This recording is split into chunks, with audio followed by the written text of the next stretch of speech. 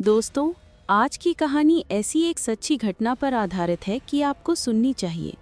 Channel पर नए हो तो प्लीज सब्सक्राइब जरूर करें। रात के ठीक 12 बजे थे। नगर के किनारे खड़े पुराने राजसी हवेली के बारे में लोग कहते थे कि वहां दशकों से कोई नहीं गया। हवेली का दरवाजा जंग खाया हुआ था और खिड़कियों से टूटे शीशे ऐसे लगते थे जैसे कोई भीतर से लगातार झांक रहा हो। रवि, जो हॉरर वीडियोस बनाता था, उस हवेली का सच पता करना चाहता था। दोस्त उसे रोकते रहे, पर जिज्ञासा उसे अंदर खींच लाई। हाथ में टॉर्च और कैमरा लिए वो चुपचाप हवेली के भीतर दाखिल हुआ। जैसे ही उसने पहला कदम रखा, फर्श चीख उठा। हवा में सड़ांत थी, ऐसी जैसे किसी ने लंबे समय से कुछ सड़ा हुआ छुपा रखा हो। दीवारों पर अजीब सी काली परछाइयां हिल रही थीं, जबकि हवेली बिल्कुल बंद थी। धीरे धीरे अंदर बढ़ता गया। अचानक उसे दूसरे कमरे से किसी के रोने की आवाज़ सुनाई दी। एक लड़की की धीमी, दहला देने वाली सिसकियां। कौन है वहाँ? रवि ने पूछा। आवाज़ बंद हो गई। अब सिर्फ खामोशी, पर वो खामोशी भी किसी मौत की तरह भारी थी।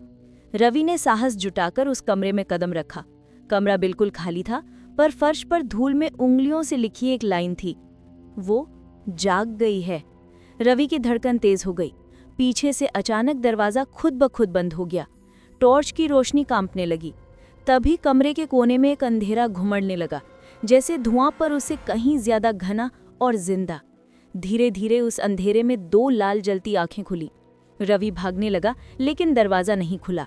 कैमरे की स्क्रीन में उसने देखा, वो आकृति उसके बिल्कुल पीछे खड़ी थी, लेकिन मुड़ने की हिम्मत नहीं हुई। एक ठंडी सांस उसके कान के पास महसूस हुई। तुम आ ही गए। रवि ने पूरी ताकत से दरवाजा धक्का दिया और किसी तरह बाहर निकल गया।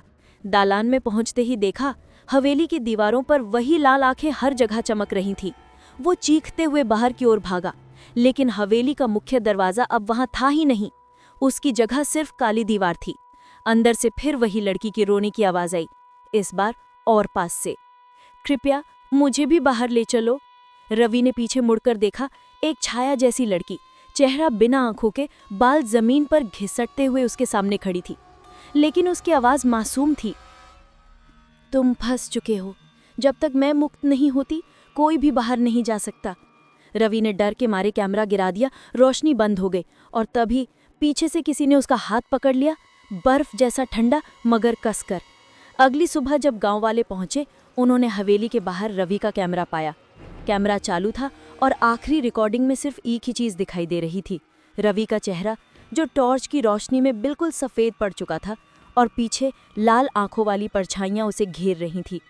रवि कभी नहीं मिला, लेकिन रात के 12 बजे हवेली के अंदर से आज भी उसकी आवाज़ आती है, कोई है, कोई है, मुझे यहाँ से निकालो।